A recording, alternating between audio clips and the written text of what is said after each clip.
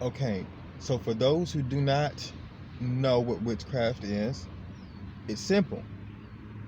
Witchcraft is basically doing the complete opposite of what you were told in order to get what you want. Sometimes witchcraft is doing what you're told to trick them first, then you do what you want.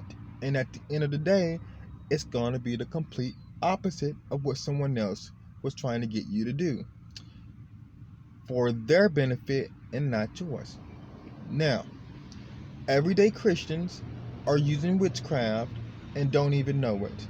Everyday Christians are making other people feel like they're evil or they're practicing evil things and don't even realize that they are doing it themselves right then and there by telling you you're evil and you're doing evil things, right?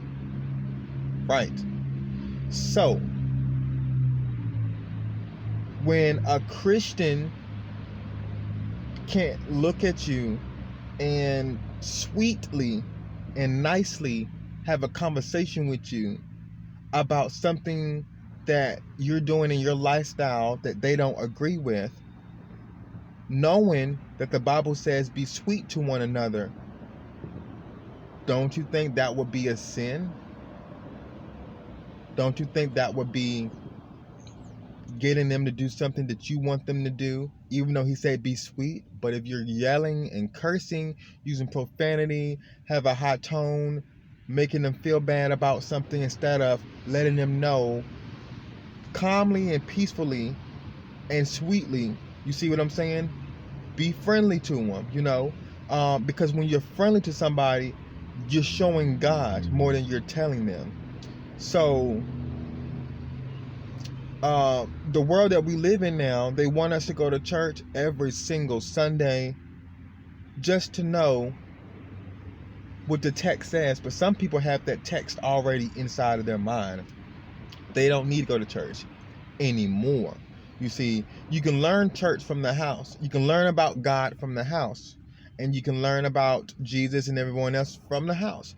But church is a really good place for you to learn. Once you learned everything, now you're not going to know everything in the Bible, but you're going to be able to understand it the next time someone speaks about a text or you read a text. You're going to understand. You're going to be able to comprehend and put two and two together and apply that knowledge the best way that you can to your life, okay? So, here's an example. I'm going to give an example about my family. My grandmother grew up in a church, and no one could tell her anything about going to church. You need to go to church. You need to go to church. And for someone who is spiritually broken and spiritually lost, yes, they need to go to church. They need to be in church because they need to be inspired and know that God lives within them. And if they're not showing God, then they have to bring that God out or be around people that's going to enlighten them. And right now, the church would be the only option right now, because that's just like a closed building, and it's going to be so much prayer, and you're going to get that spirit. And some people can't take the Holy Ghost, and that's how you can tell what type of spirit you're in. But that's a whole nother video. So my cousin, his name is Calvin. I didn't really mean to say his name, but I wanted you guys to experience my personal life, so let me let you, but I'm not gonna put too much information out there. But he started going to church, of course, because it's my cousin, and my grandmother helped raise him because that was my my auntie's son. So he went to church, of course. They made him go to church. Once you're a child, if your family goes to church, you're going to church. If they church going people ain't no, you not going to church and we going, no, we're all going. So that's how it's always been. My grandma's always brung us into church. But as he got older, he lost his dad, and he ended up going to the army. So he's a veteran.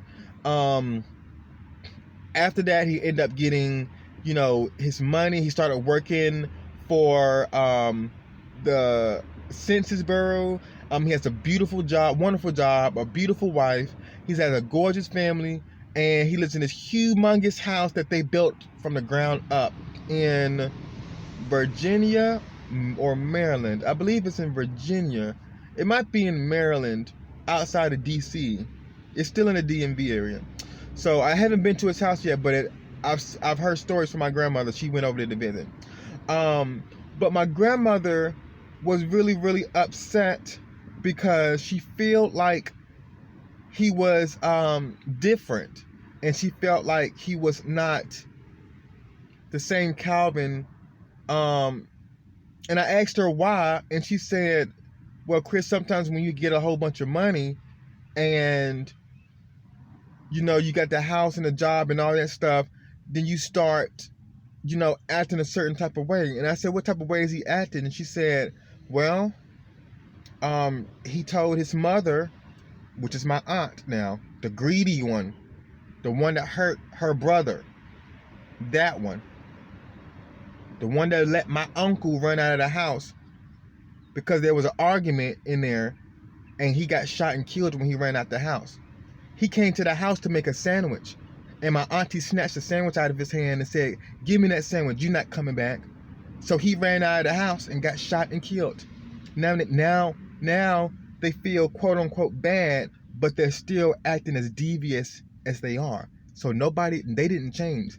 That's why I said, don't listen to every single advice certain women give you, because some of them are devious and conniving, like the Bible say. You see what I'm saying? Now, some women are goddesses now. Some women are doing it right. But some women, be watchful, they crafty. They try to make a man look like he wasn't doing nothing, but the whole time they was in disguise, and they did that to make them look bad so they can look good. But people know in reality who's bad and who's good. But like I was saying, so she said, well, he doesn't go to church. He stopped going to church. And I said, well, me and my grandma had a little conversation, right? And she said, Chris, this is why I say it's important for you to go to church and pay your tithes, because you wouldn't be going through this problem. I said, well, I'm not doing anything wrong, Grandma. It's the people around me, and you should see this by now because of the daughters that you raised. You should see this. Now you changed, Grandma. You change your characteristics, and you put on a good example for them. But they did not follow. Okay? And maybe it is just too late.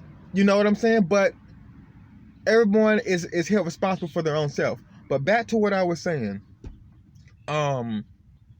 So I said, well, it's not about you having to go to church to pay your tithes in order for you to get money. That's a way. That's like a ritual. That's a ritual. You put your money into it and you manifest it in your mind. That's manifestation. You pay your tithes, or if you want to do an offering, you can do your offering. But the magic don't come from the offering. The magic comes from the tithe, because you just said, now I'm going to give you 10%. Now I'm going to get 10,000 more back. You know what I'm saying? Like, you can get a whole lot more money back. So I said, okay, that's the Christian way. That's a good way to manifest money as a ritual. Yeah, it's like a Christian ritual. Okay, yeah, it's a good way. But I never knocked that because I believed in that. And I said there's nothing wrong in believing in that because it's positive. You know what I'm saying?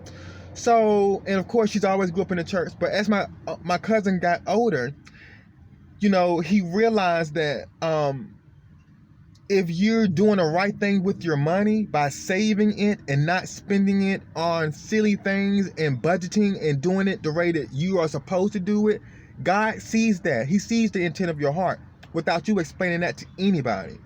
So hopefully a Christian will understand that. But some Christians are like, you're evil for not going to church. You're bad. You're going to go through this. You're going to go through that. I said, well, how is he going through this and going through that if he has a big house? He's got his family. He's not financially in trouble. He's got money. He's got his cars, his wife, his family. They always got food. They got furniture. They go on vacations. I said, now you don't do none of that. You used to, but he stopped going to church and start acting like a church. You see what I'm saying? It's the difference between just going to church and talking about the church and God versus putting it in action. See, he's not going to church to learn how to do it. He knows how to do it, and he's practicing and he's doing it. So I didn't understand. I said, so she's really upset about this. I said, well, Grandma, and I couldn't tell her that, he's found another way. Well, actually I did. I didn't tell her what I just told you. I didn't tell her that, he basically turned to witchcraft. He took the Christian with him. He took that type of the roles that a Christian would have with him, applied it to his everyday life instead of going to church to learn about it or to relearn or to just hear something that he already know. Now that you know it and you got this knowledge in you, are you going to keep on going to church and relearn the same thing over and over again? Or are you going to let the church let the door open up for someone else who don't know God? Because now that you know God and you know who you are, you can now start acting like it, So her witchcraft, to me, that would be like his witchcraft, okay, to me. And her witchcraft would be to do what the old traditional way churches would do in order to get someone to budget right and to spend their money the right way. That's the old traditional way. That was like their own witchcraft, a Christian's witchcraft. That's a Christian's witchcraft. And for someone who believes that they can get the same thing that the Bible is promising you, without going to church every single Sunday, like, come on. Like, the church is inside of you. So she still didn't understand what I was saying. So I'm like, you use witchcraft every day by making us feel bad about going to church because we're not brainwashed anymore. We were brainwashed, but now imagine if we were that gullible and we stopped doing what we needed to do. This is our last, say for instance, this was our last $10, and we knew we needed this money more than anything, but you told us to go to church and pay our 10%. Okay, we give you $1 out of the $10. Okay, say for instance, it was almost getting ready to say for instance somebody was saying you owe them some money and they want their money back, and you owed them $10, and you only got $9 now because you paid your tithes. Now you know what you wanted to do with that money. You know what that money was going to be for. What if you wanted to pay somebody back? But you did the ritual thing, and you spent that money, and you could have kept it. God knows the intent of your heart. Now, the people in the church may not know, and my grandmother may not know. I'm just making this as an example. This is not real, but I'm just saying. Now you don't have the money to pay the person back, and you get shot. Or something happens. You know what I'm saying? And God forbid, I'm just saying, I'm just making this up, y'all. Don't take it seriously or personally. So it's almost like I'm a god. Men are gods and women are goddesses. So if I know what I have to do with mine, and I know I need to save it, now I done pay my tithes in church, and he don't give a damn about tithes in church, the guy that I owe, and I'm shot. You see what I'm saying? Stuff like that. So it's almost like if I was gullible and I listened to her and I got hurt, she didn't realize that she just used her witchcraft on me. You see what I'm saying? When the Christian way was for you to understand where I was coming from and be sweet and not intimidate or manipulate my mind to get me to do what you wanted me to do. So basically, you use witchcraft and didn't even know it.